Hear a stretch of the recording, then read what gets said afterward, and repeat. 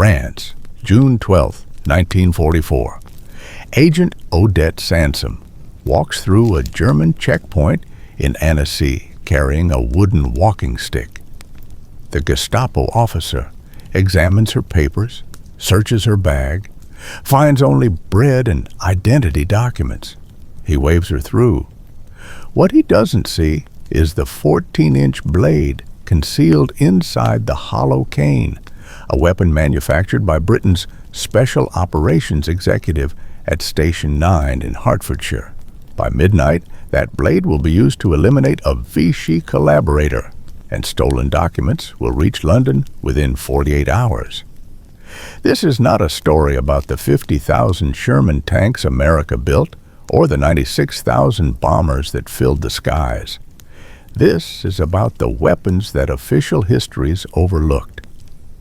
The improvised armed soldiers and resistance fighters created when factories were destroyed, supply lines cut, and ammunition exhausted.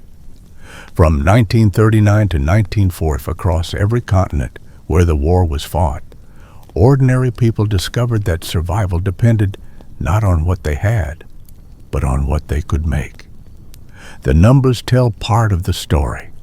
Over 2,000 Soviet tanks destroyed by Finnish Molotov cocktails in the Winter War. More than 6 million improvised firebombs manufactured by Britain's Home Guard. Thousands of resistance fighters across occupied Europe, armed with weapons hidden in walking sticks, bicycle parts, and tin cans. But numbers alone cannot capture what these weapons meant to the people who made them. For that, we need their stories. November 30th, 1939. Soviet tankers crossed the Finnish border in what Stalin assumed would be a quick conquest. The Red Army had 450,000 soldiers and 2,000 tanks. Finland had 180,000 troops and minimal anti-tank weapons. By every military calculation, Finland should have collapsed within weeks. But Finnish forces had something Soviet planners hadn't anticipated: desperation, intimate knowledge of winter terrain, and glass bottles. The improvised firebomb that would become known as the Molotov cocktail was not actually a Finnish invention. Similar devices had been used in the Spanish Civil War and even World War I.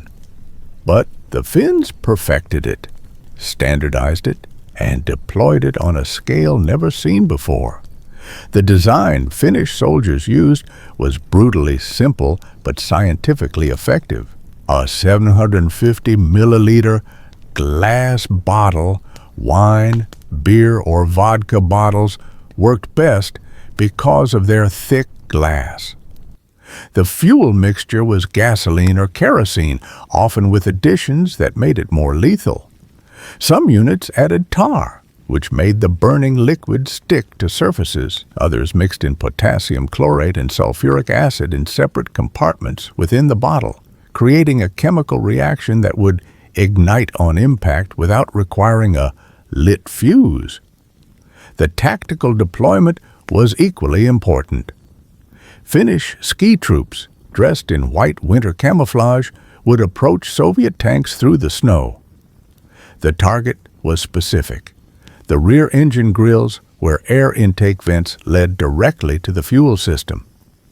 A bottle thrown accurately into these vents would shatter, spreading flaming fuel directly onto the engine. Within seconds, the tank became an inferno. Temperatures inside reached 1,000 degrees Celsius. Crews had approximately 13 seconds to escape before ammunition began cooking off.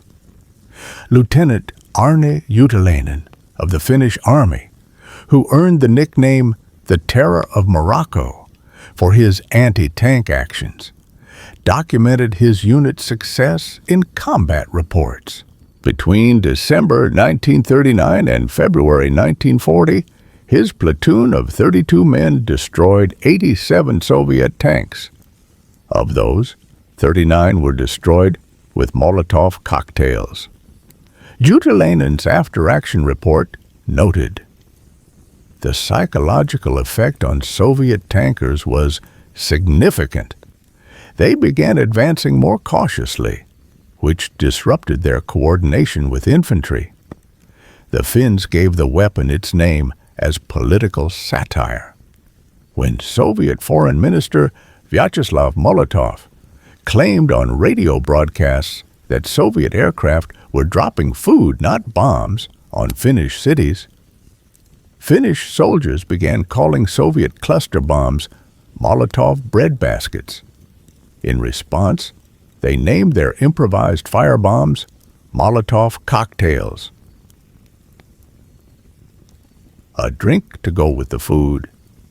Finnish factories began industrial production of Molotov cocktails in January 1940. The Alko Corporation, Finland's state alcohol monopoly, converted its facilities to produce approximately 4,000 bottles before the war ended in March 1940. Each bottle contained 70 milliliters of gasoline kerosene mixed with additions of tar and chlorate compounds. They were packaged in wooden crates of 40 bottles each and distributed to frontline units. By the war's end, Finnish forces had destroyed over 2,000 Soviet tanks and armored vehicles. Soviet military intelligence reports captured after the war showed deep concern about this tactic. A Red Army intelligence assessment from February 1940 stated, "Finnish infantry has demonstrated effectiveness against armor using improvised incendiary devices. Losses to these weapons exceed losses to conventional anti-tank guns. Recommend immediate development of countermeasures and similar weapons for our forces." The irony was immediate. When Germany invaded the Soviet Union in June, the Red Army found itself in the same desperate position Finland had occupied 2 years earlier. Orders came directly from the Soviet High Command. All infantry units would be trained in the manufacture and use of Molotov cocktails. By August 1941, Soviet factories were producing standardized versions, bottle grenades with KS liquid, a mixture of kerosene and gasoline, and phosphorus ignition systems that activated on impact. Private Anatoly Shapiro, 316th Rifle Division, wrote in his diary on October 15, 1941, during the defense of Moscow, "Today, we received a training on the bottle grenades. The instructor showed us how to aim for the engine compartment or the tracks. He said 3 men in his company died learning to do this properly. They waited too long and the tank guns killed them. I'm trying not to think about that. We practiced throwing at a disabled German tank captured near Mozhaisk.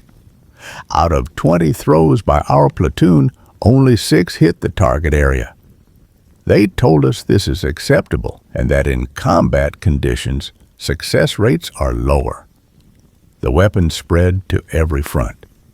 In Britain, with invasion expected daily in 1940, the War Office ordered mass production.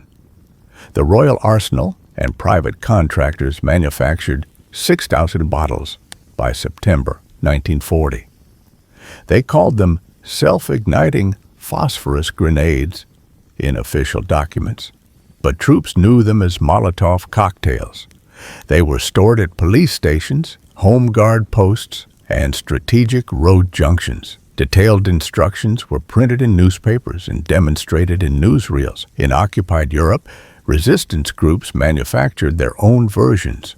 The Polish Home Army's technical manual, circulated underground in 1940, included precise instructions for creating effective firebombs from available materials.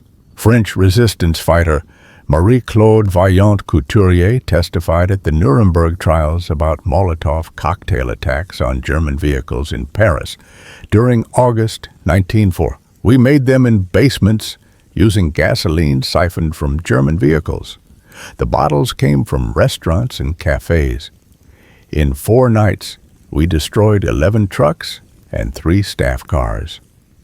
In the Pacific Theater, Filipino guerrillas on Luzon used coconut shells and bamboo tubes as containers when glass was unavailable.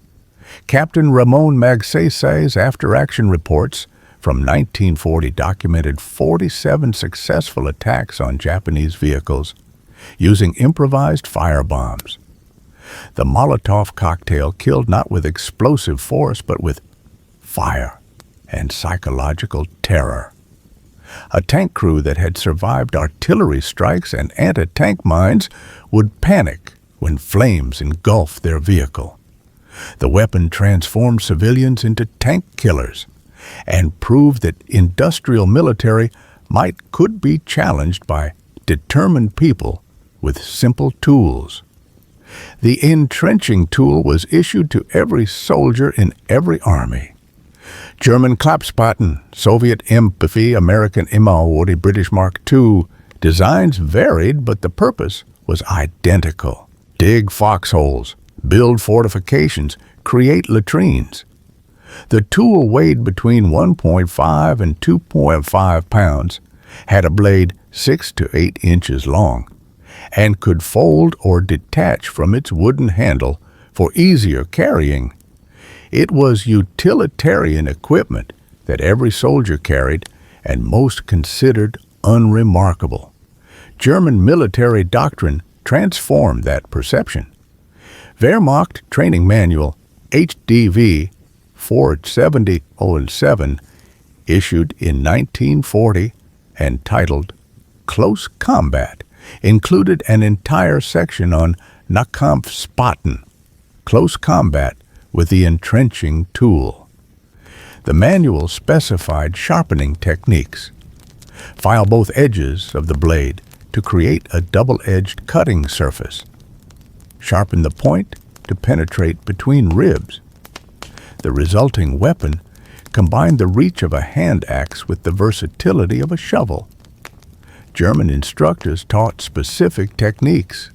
The overhead chop targeted the collarbone and shoulder, often resulting in incapacitating injuries. The horizontal slash aimed for the throat or inner arms where major arteries ran close to the surface. The upward thrust from below could penetrate under the rib cage to vital organs. The flat of the blade could be used defensively to block bayonet thrusts or knife attacks. Unteroffizier Hans Becker, 23rd Panzer Division, wrote to his family on August 3, 1943, from the Eastern Front. We sharpen our blades as carefully as we clean our rifles. Last week our position was overrun at night. When my rifle jammed, the spade saved me. It is not clean or honorable, but it works. 3 Russians died before reinforcements arrived. I do not write this to boast. I write so you understand what this war has become. Soviet forces adopted identical practices. Red Army Field Manual NKO 0143, distributed in 1942, included illustrated instructions for MPL-50 combat applications. The Soviet version emphasized the tool's weight and momentum. At 2.2 pounds with a 20-inch handle, a properly swung MPL-50 delivered devastating force. Soviet instructors noted that the shovel required less training than bayonet fighting and was more effective in confined spaces like bunkers and trenches. Junior Sergeant Dmitry Ovchinnikov became a Soviet hero for actions on February 19th, near Kustrin, Germany. His machine gun position was attacked by German infantry during a night assault. When ammunition was exhausted, Ovchinnikov defended the position with his entrenching tool, killing 7 attackers in hand-to-hand combat. The Order of Glory citation specifically mentioned his skilled use of the entrenching tool as a close combat weapon. His MPL-50, bent and notched from the fighting, is preserved at the Volgograd Museum of Defense. American forces were initially skeptical. U.S. Army training emphasized rifle marksmanship and bayonet fighting. The entrenching tool was considered a utility implement, not a weapon. But combat veterans learned differently. By 1944, soldiers in the European theater were filing the edges of their M43 tools without official sanction. Technical Sergeant Robert Wilson, 2nd Infantry Division, wrote home from Belgium in December 1944. The Army never taught us this, but the old-timers from North Africa showed us. You sharpen the blade on both sides using a file or a whetstone. In Brest, I saw a sergeant kill a German in a trench using nothing but his shovel. The German was bigger and had a knife, but the shovel has reach. One swing broke the man's arm. The second strike ended it. Nobody talks about this in letters home, but it's real. British Commonwealth forces received similar field adaptations. Canadian troops fighting at Ortona in December in 1943 used sharpened entrenching tools in the brutal house-to-house combat. Lieutenant Sidney Frost of the 1st Canadian Parachute Battalion noted in his memoir, "In close quarters fighting inside buildings, the shovel was more useful than a rifle. You could swing it in tight spaces where a rifle with bayonet was too long. We lost men who didn't have their tools sharpened. After Ortona, everyone sharpened them." The shovel as weapon was never officially standardized by any army. It remained a field adaptation, passed from veteran to replacement through demonstration rather than doctrine. But by 1940, soldiers on every front understood the truth. When ammunition failed, when rifles jammed, when combat descended into hand-to-hand brutality, the sharpened entrenching tool was the most reliable weapon they carried. Post-war analysis by military historians calculated that approximately 2 to 3% of close-quarters combat casualties in World War II resulted from improvised melee weapons, including entrenching tools. While small in percentage terms, this represented thousands of deaths, a testament to how often soldiers found themselves in situations where manufactured weapons failed and improvised ones succeeded. The steel helmet defined the visual identity of World War II soldiers. Every army had distinctive designs. The German Stahlhelm with its coal scuttle shape, the American Immo with its liner system, the British Brodie with its wide brim, the Soviet SHARPENED with its simple pressed steel construction. These helmets weighed between 2 and 3.5 pounds, offered protection against shrapnel and glancing bullets, and became cultural icons. But soldiers discovered tactical uses beyond head protection. The most widespread was the helmet decoy, a technique for revealing sniper positions without exposing human targets. The tactic was documented in British Army training materials as early as 1915, but remained relevant throughout World War II. The procedure was standardized across armies. Take your helmet off, place it on the end of a rifle barrel or a stick. Slowly raise it above the trench parapet or around a building corner, simulating the movement of a soldier cautiously looking over cover. If a sniper is present and takes the bait, the bullet strikes the helmet. The muzzle flash, sound, or dust from the firing position reveals the sniper's location. Friendly snipers or machine gunners can then engage the now exposed enemy. Private First Class Eugene Sledge documented this tactic in his memoir, With the Old Breed, describing its use during the Battle of Peleliu In September 9, a sergeant put his helmet on his rifle and raised it just enough to be visible from the Japanese cave position. Crack! A bullet tore through the steel. It happened so fast I barely saw it. But our sniper saw the flash. One shot, and the Japanese sniper was silent. We advanced without further fire from that position. The technique had documented effectiveness, but required discipline. Soldiers had to resist the instinct to immediately look at where the shot came from, which would expose them to additional fire. The helmet had to move naturally. Too fast or too jerky, and experienced snipers would recognize the deception. Success rates varied, but after-action reports from the Italian campaign noted that helmet decoys successfully revealed enemy positions in approximately 40% of attempts. Soviet troops used helmets as components in early warning systems. Defensive positions strung SSH-40 helmets filled with rocks along tripwires 20 to 50 meters in front of trenches. When enemy patrols stumbled into the wires at night, the helmets would clatter together, alerting defenders to intrusions. This technique was documented in Red Army Defensive Manual, INCO 0319, distributed to units defending Stalingrad in 1942.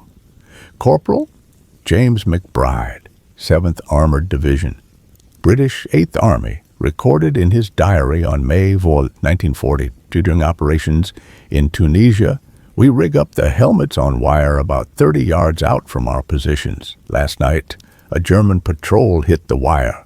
The racket woke everyone instantly. We illuminated with flares and opened fire. Found 3 German bodies in the morning. The helmet warning gave us the seconds we needed." In close quarters combat, particularly in the urban warfare of Stalingrad, helmets became improvised weapons. Soviet defenders filled helmets with rubble, sand, or chunks of concrete. Swung by the chin strap, a helmet weighing 5 to 8 pounds with added weight became a flail capable of breaking bones and crushing skulls. This tactic was never officially documented, but appears repeatedly in veteran memoirs from the Stalingrad fighting.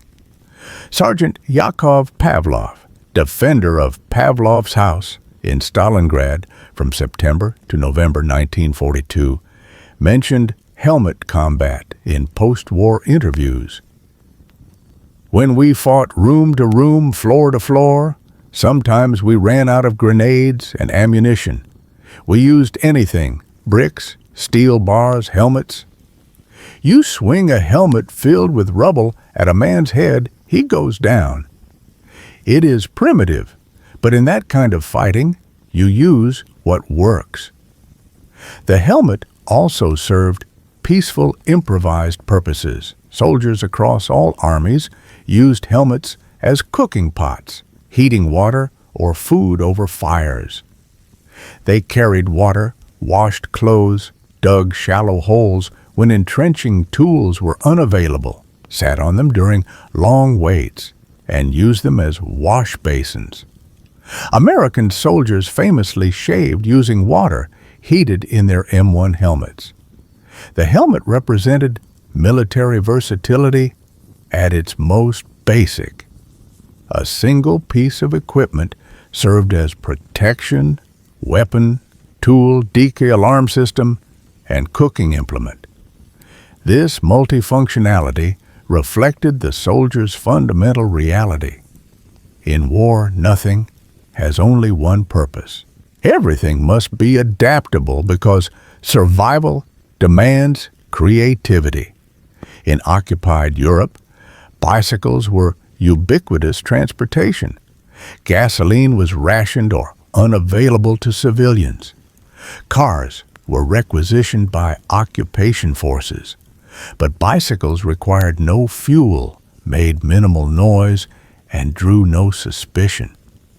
Resistance couriers used them to transport documents, weapons, and messages. Civilians used them for daily survival. By 1943, an estimated 12 million bicycles were in use across occupied Western Europe. Resistance fighters discovered that bicycles were not just transportation. They were arsenals. Every component could be weaponized or used tactically. The bicycle chain, when removed and wrapped around the fist, became a knuckle duster. Each link concentrated striking force into a small area, causing severe lacerations and fractures. Swung as a flail with 12 to 18 inches of loose chain, it could strike with enough force to break bones and open scalps. French resistance groups called it la chaîne, the chain, and trained members in its use for close-quarters fighting. Marie-Louise Clorec, a 2-year-old courier for the French resistance network Défense de la France in Brittany, carried a bicycle chain in her coat pocket from 1940 to 1944. Her post-war testimony to French military historians described one incident in detail. March 7, 1944, near Saint-Brieuc. A Milician stopped me at a roadblock. He was drunk and became aggressive. When he grabbed my arm and tried to search me, I pulled the chain from my pocket and struck him across the face. The links opened cuts above his eye and across his cheek.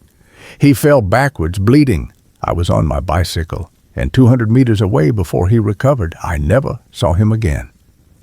Bicycle spokes, when removed and sharpened, became stabbing weapons. A spoke measured 180 to 310 millimeters, depending on wheel size, and weighed only 10 to 15 grams. Sharpened to a point on concrete or stone, a spoke could penetrate between ribs or pierce soft tissue. Resistance fighters hid them in coat sleeves, boot tops, or bicycle frame tubes. They were silent, disposable, and nearly undetectable in searches. Danish resistance member Erik Seidenfaden documented the use of sharpened spokes in his diary from 1944. We learned from British SOE instructors that a sharpened spoke, thrust upward under the rib cage, can reach the heart or lungs. It requires knowledge of anatomy and close proximity. I carried 3 sharpened spokes in my sleeve throughout the occupation. I never had to use them, but knowing they were there made me calmer during checkpoint encounters. The most tactically effective use of bicycle parts was creating caltrops, tire-damaging obstacles that sabotaged German vehicle movements. Resistance group cut and bent bicycle spokes, welding wire, or roofing nails into 4-pointed shapes. The geometry ensured that one point always faced upward, regardless of how the device landed. Scattered across roads at night, these homemade caltrops punctured tires on motorcycles, trucks, and staff cars. Production was simple. A resistance workshop could manufacture 200 caltrops per hour using basic tools, adze cutters, pliers, and a small anvil or vise. Distribution was safer than transporting weapons or explosives. Caltrops, hidden in pockets or bicycle bags, looked like scrap metal. Deployment required only seconds. Ride past a target road segment at night, drop a handful of caltrops, and continue riding. The tactical effect exceeded the physical damage. A convoy traveling at night would suddenly suffer multiple flat tires. Vehicles would block roads. While German soldiers changed tires and cleared obstacles, resistance fighters could ambush them or simply monitor from distance, having delayed enemy movements by hours without firing a shot. Polish Home Army fighter Władysław Zielinski documented caltrop operations in his operational diary, entry dated August 12, 1944. We manufactured 3D caltrops from bicycle spokes and scattered them on the Lublin-Krakow road between 2300 and 2330 hours. At 0040, a German convoy of 12 trucks encountered them. We observed from 400 meters. Multiple tire failures. Convoy stopped for 2 hours 40 minutes while repairs were completed. Mission successful. No casualties on either side. Resources expended. 350 spokes, 4 man-hours manufacture, 2 man-hours deployment. Bicycle cables became tripwires for alarms and booby traps. The thin steel cables were strong, flexible, and difficult to see at night. Strung across trails or roads and connected to noise-making devices or explosive charges, they served as perimeter defenses for resistance camps. Even bicycle bells found tactical use. Resistance groups in France used them as distraction devices during ambushes. One fighter would ring a bell away from the ambush site, drawing attention while others attacked from a different direction. The French resistance published underground technical manuals documenting these techniques. Manuel du Résistant, circulated in 1940, included illustrated instructions for weaponizing bicycle components. British SOE instructors parachuted into occupied Europe taught similar skills. What made bicycle warfare effective was its invisibility within normal civilian activity. Every town had broken bicycles. Civilians constantly salvaged parts for repairs. A resistance fighter dismantling a bicycle was indistinguishable from any civilian maintaining transportation. Occupation forces could control guns, explosives, and military equipment, but they couldn't control bicycles. That made every bicycle shop, repair stand, and scrap pile a potential arsenal, and every cyclist a potential threat. The hand grenade was among the most effective infantry weapons of World War II, compact, portable, and devastating in confined spaces. But supply never matched demand. Infantry units consumed grenades faster than logistics could deliver them. Soldiers attacking bunkers, clearing buildings, or defending positions repeatedly reported critical shortages. The solution emerged across every theater. Soldiers made their own. The improvised grenade required 3 elements: a container, explosive filler, and an ignition system. Everything else was variation and ingenuity.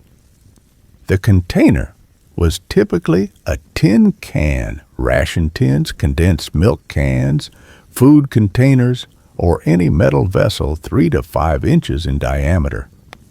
Glass bottles worked, but were less predictable in fragmentation.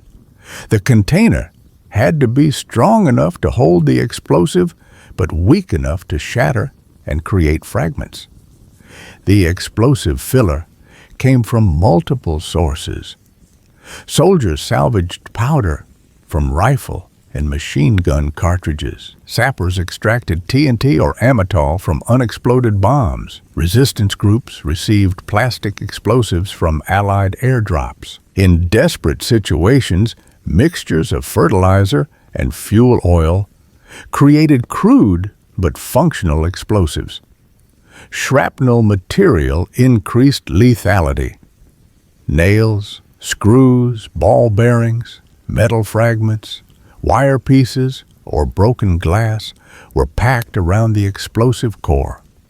Upon detonation, these fragments became high-velocity projectiles, capable of causing casualties within a 5 to 15-meter radius. The ignition system was the most dangerous component to improvise.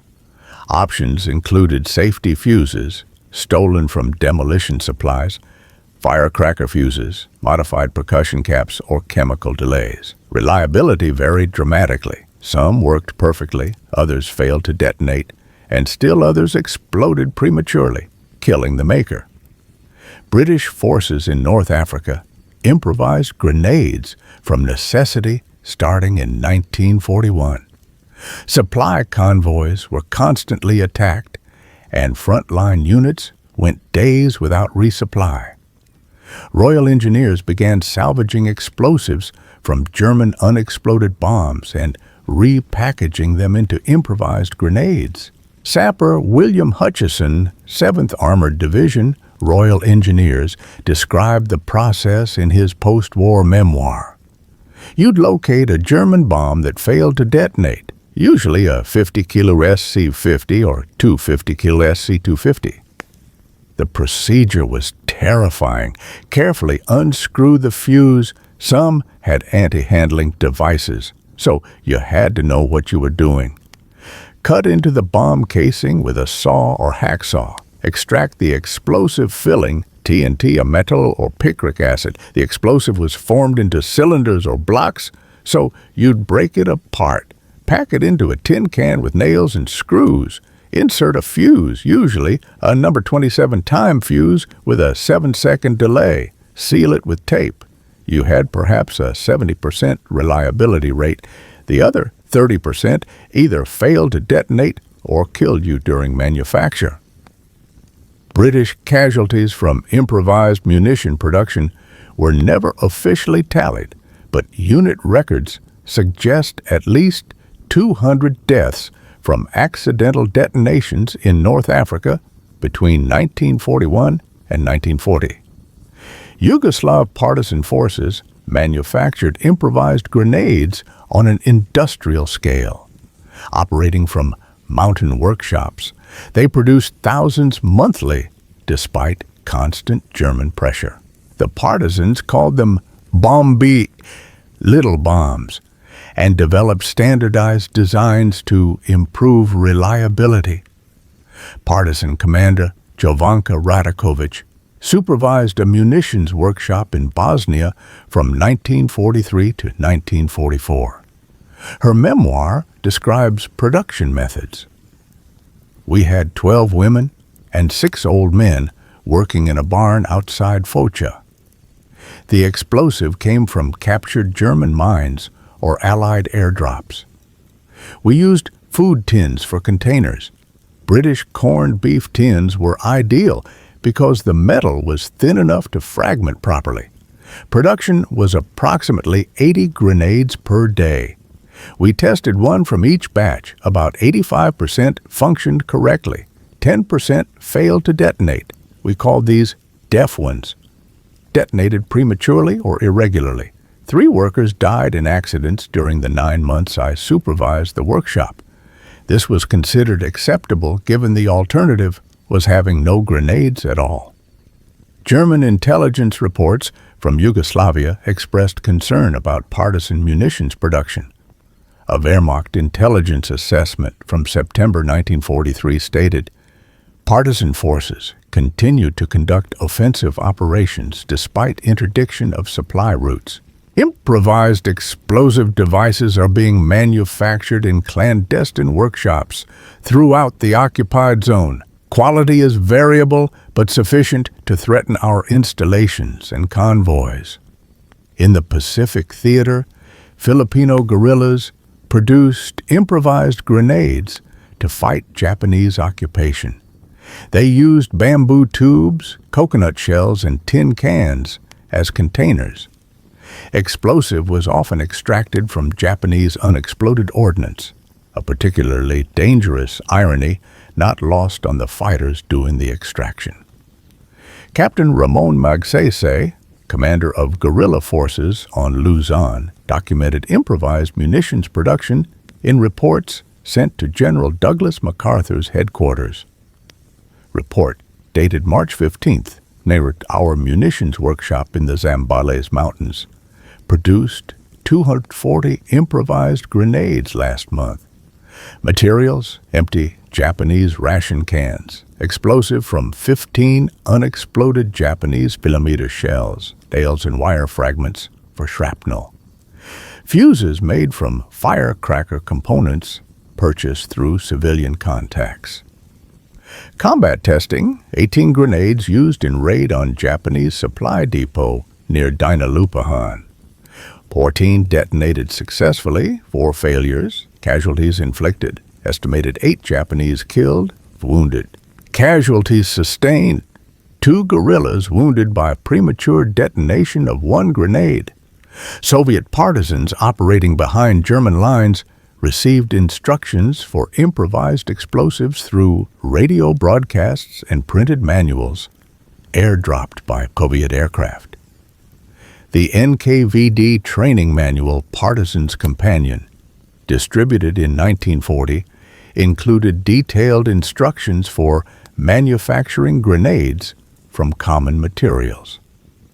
The improvised grenade represented the democratization of military power. Factory-made grenades required industrial facilities, trained workers, quality control, and secure supply chains. A tin can grenade required only knowledge, available materials, and willingness to accept risk. This meant guerrilla forces could sustain offensive operations even when cut off from external support.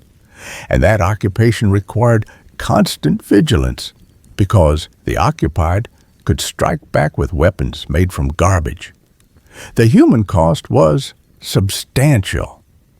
Resistance movements across Europe lost dozens of fighters to manufacturing accidents. Families died when workshops were discovered and raided by security forces. The grenades themselves were unreliable.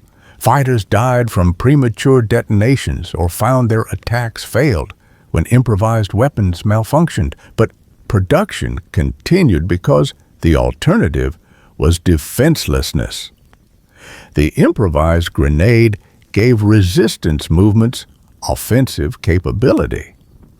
It allowed small units to attack fortified positions, ambush convoys, and destroy installations. Without these weapons, resistance would have been limited to intelligence gathering and sabotage. With them, occupied peoples could fight back with lethal force. The walking stick was common in wartime Europe. Elderly people used them for support. Wounded veterans relied on them. No one looked twice at a cane, umbrella, or walking staff. This social invisibility made them perfect for concealing weapons. Britain's Special Operations Executive pioneered weaponized concealment. Stationed in a secret research facility at the Fryth Mansion in Hertfordshire, employed engineers, inventors, and craftsmen to develop covert weapons for agents operating in occupied territory. The directive was clear: create weapons that would survive checkpoint inspections, appear completely ordinary to occupation authorities, and kill effectively when needed. The sword stick became SOE's signature weapon. The external appearance was an ordinary walking cane, wooden, metal, or bamboo construction, 34 to 38 inches long, with a curved or T-shaped handle. Inside was a blade 12 to 18 inches long, sharpened on both edges, tapering to a point. A twist or pull of the handle released the blade. Draw time with practice, under 2 seconds. SOE manufactured approximately 4,000 sword sticks between 1940 and they were distributed to agents parachuting into France, Belgium, Netherlands, Norway, Denmark, Poland, and Czechoslovakia.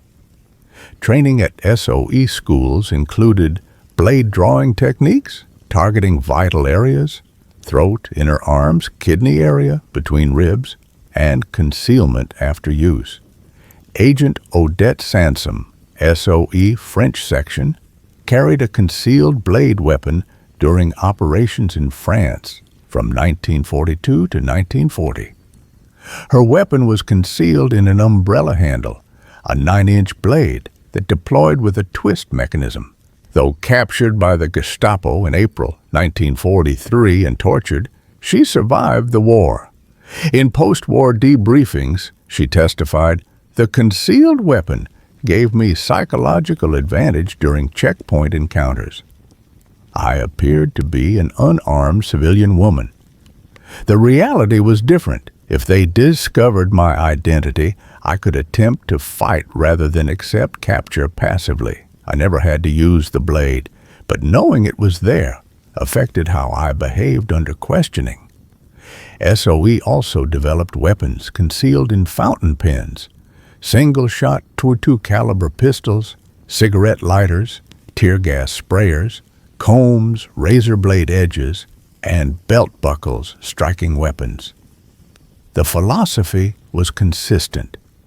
Every item an agent carried should appear ordinary while serving a covert purpose. The Americans developed parallel capabilities through the Office of Strategic Services. OSS Research and Development, headed by Major Stanley Lovell, created an entire catalog of concealed weapons. The Stinger was a .22 caliber single-shot weapon disguised as a fountain pen. The Thumb Dagger was a 2-inch blade that fit into a ring worn on the thumb. Lapel knives were concealed in jacket lapels and could be drawn into one motion. But concealed weapons weren't limited to spy agencies. Resistance movements manufactured their own.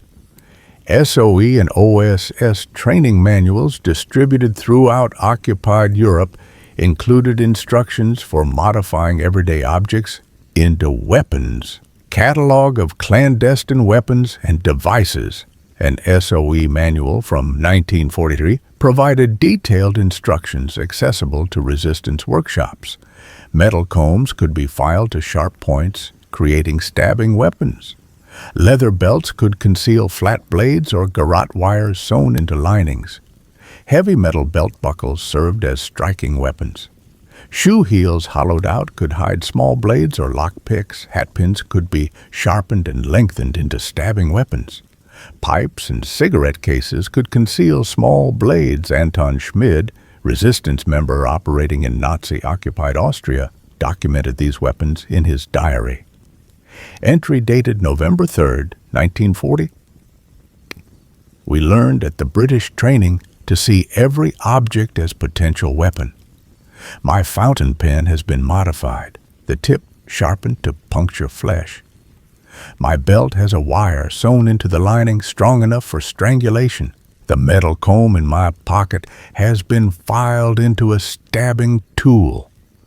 I walked through a Gestapo checkpoint yesterday carrying 3 weapons on my body. They searched my bag, examined my papers, even patted my coat. They found nothing because they weren't looking for a pen, belt, or comb. The Danish resistance produced concealed weapons in underground workshops. Jens Lillelund, a metal worker who joined the resistance in 1943, described manufacturing process. We made walking stick weapons in our workshop in Copenhagen. A hollow steel tube served as the cane body. Inside, we fabricated a blade from tool steel, 40 inches long, double-edged, with a sharp point. The handle screwed onto the tube and concealed the blade completely. We produced approximately 30 such weapons between April and September 1944. They were distributed to resistance leaders and couriers who needed to pass through German checkpoints regularly. The psychological impact of concealed weapons extended beyond their lethality. An armed person thinks differently than an unarmed person. Agents operating in occupied territory faced constant risk of exposure, interrogation, torture, and execution.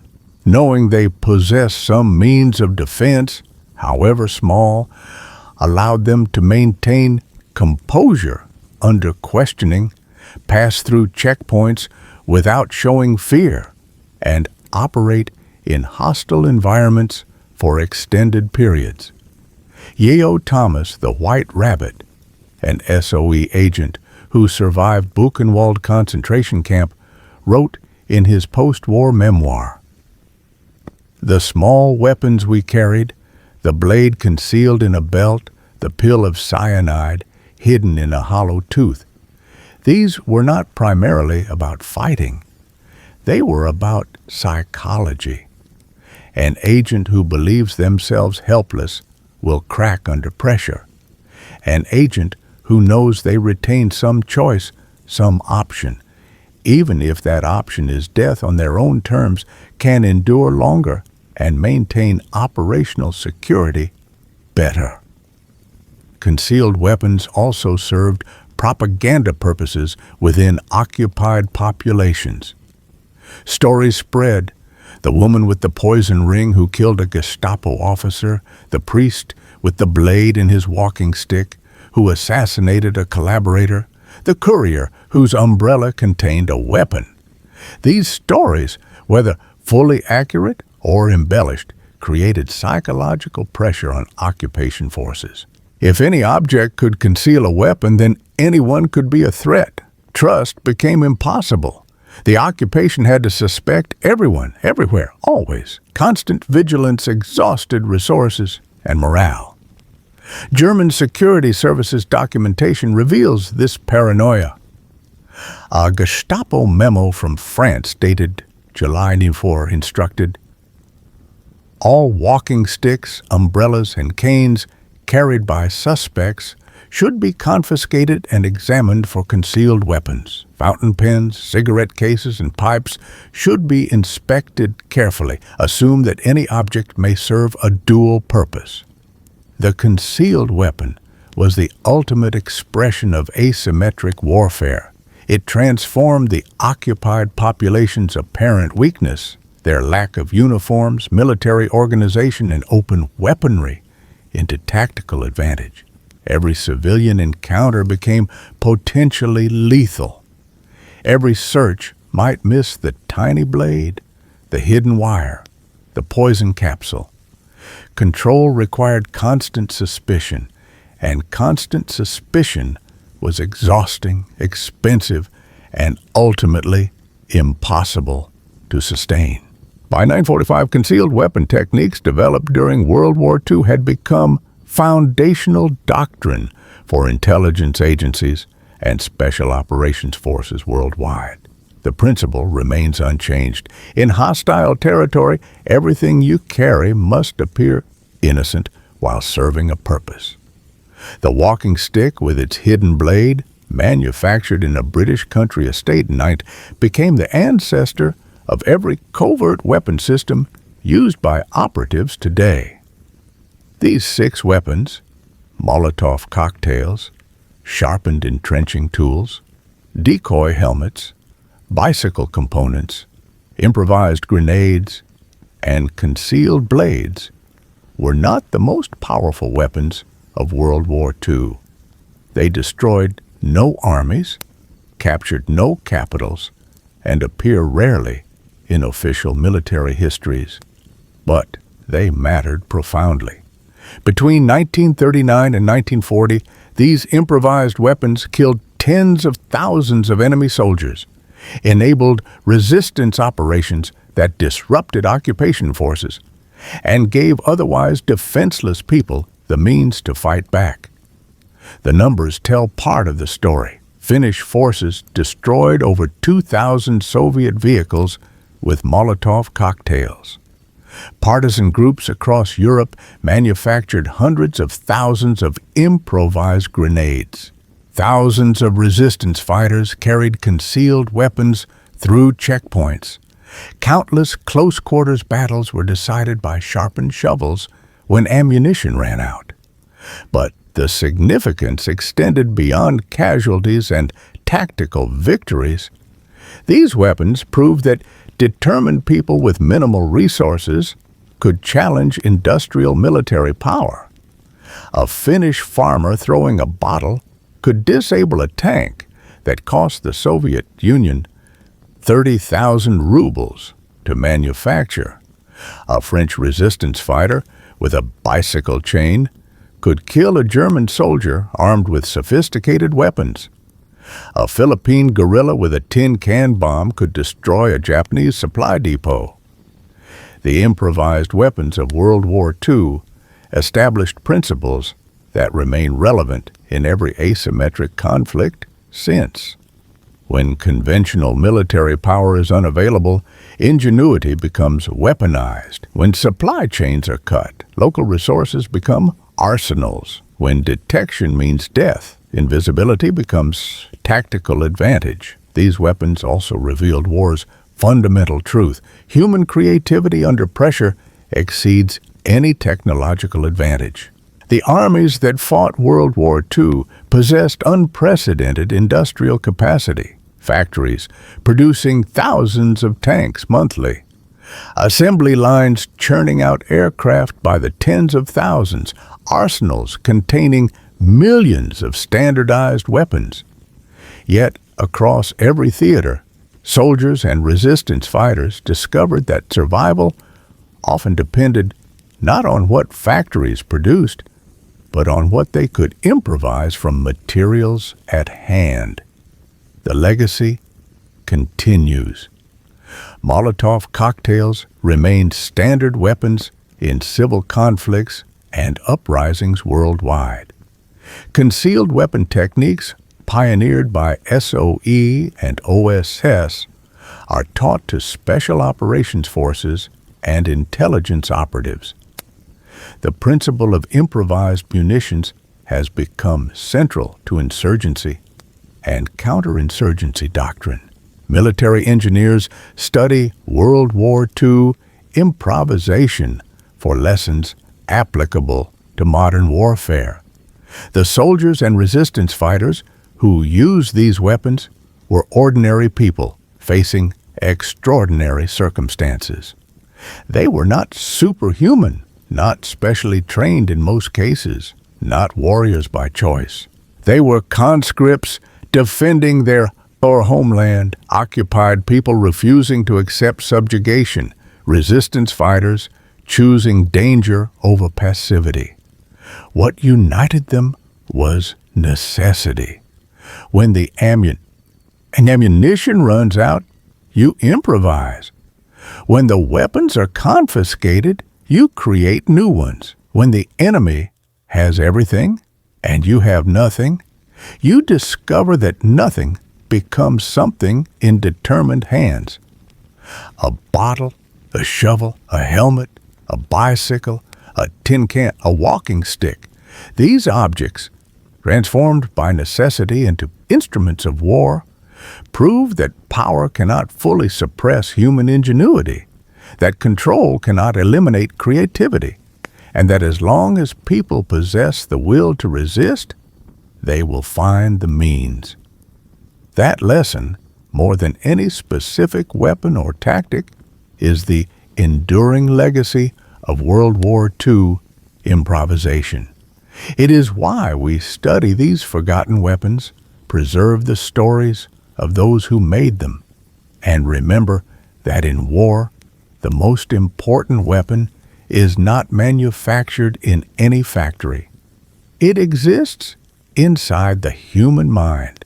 The refusal to surrender, the ability to see possibilities where others see only limitations, and the determination to keep fighting with whatever comes to hand.